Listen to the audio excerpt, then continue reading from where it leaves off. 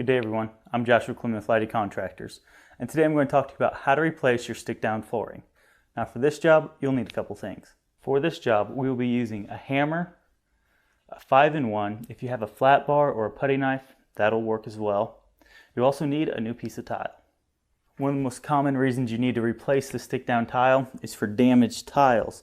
If something falls, marks it up real bad, you're going to want to replace that so it's not an eyesore. What we'll do is we'll take our 5-in-1.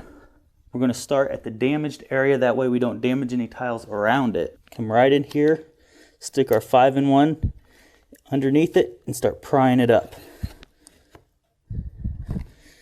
If it's stuck down there really well, you can take your hammer and knock your 5-in-1 right under it.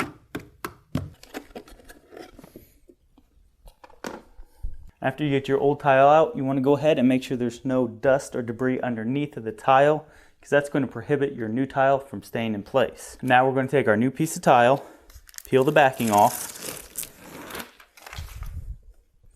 start in one corner.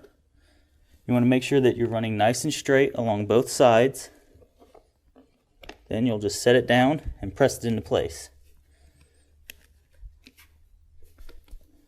It's very important when you're putting your new tile into place that there's no dust or debris under there, because it will not let your new tile stick and it's going to keep popping up and really be annoying.